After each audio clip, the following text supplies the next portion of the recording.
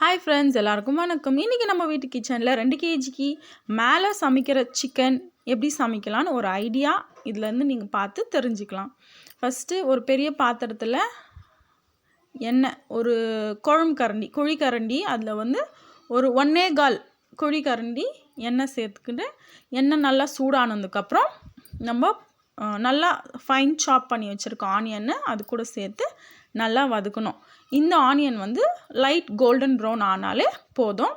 இப்போது நல்லா அது வதங்கிடுச்சு. இப்போ வந்து இது கூட வந்து நம்ம ஒரு பொடி கருவேப்பிலை சேர்க்குறோம். அந்த ஒரு பொடி கருவேப்பிலை வந்து நல்லா அந்த குழம்புல ஒரு நல்ல ஸ்மெல் வரும், அரோமான்றாங்களே அந்த மாதிரி. இப்போ வந்து இது கூட ஒரு கரண்டி இஞ்சி பூண்டு பேஸ்ட்டு நல்லா ஃபைனாக பேஸ்ட் பண்ணி வச்சுருக்குது. நல்லா அந்த இஞ்சி பூண்டு பேஸ்ட்டெல்லாம் நல்லா வதங்கினதுக்கப்புறம் நம்ம வந்து தேங்காய் தக்காளி ரெண்டும் வந்து மிக்சியில் நல்லா அரைச்சி வச்சுருக்கோம், அதையும் சேர்த்தாச்சு.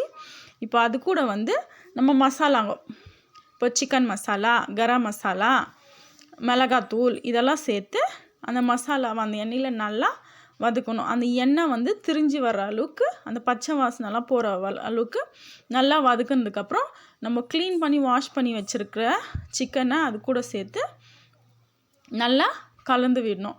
அந்த மசாலா வந்து அந்த சிக்கன் கூட நல்லா சேர்ந்து கலந்து விட்டதுக்கப்புறம் நம்ம தேவையான அளவு உப்பு சேர்த்துக்கணும். இப்போது இந்த மசாலாவில் வந்து இந்த சிக்கன் வந்து கொஞ்சம் நேரம் வேகணும்.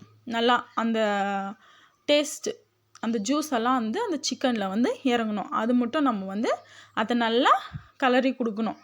இப்போ வந்து பாருங்கள், எல்லாம் சேர்த்தாச்சு. லாஸ்ட்டாக வந்து கொஞ்சம் லைட்டாக மஞ்சத்தூள், இப்போது சிக்கன் வாஷ் பண்ணும்போது ஆல்ரெடி மஞ்சத்தூள் போட்டு தான் வாஷ் பண்ணி வச்சுருக்காங்க. இப்போ வந்து கொஞ்சம் அது கூட இன்னும் கலர் கொடுக்கறதுக்காக கொஞ்சம் நம்ம மஞ்சத்தூள் சேர்த்தாச்சு. இப்போ பாருங்கள், தேவையான அளவு உப்பும் சேர்த்தாச்சு. இப்போ வந்து திரும்பியும் அதை வந்து நல்லா மிக்ஸ் பண்ணி விடணும். நல்லா அந்த சிக்கன் வந்து அந்த மசாலாவில் நல்லா வெந்துச்சுன்னா நல்லா டேஸ்ட்டாக இருக்கும். நீங்கள் வேணால் அந்த குழம்பு ட்ரை பண்ணி பாருங்கள், சூப்பராக இருக்கும் சிக்கன் குழம்பு. பாருங்கள், நல்லா கைவிடாமல் அப்பப்போ கொஞ்சம் கொஞ்சம் கிளறிக்கினே இருக்கணும்.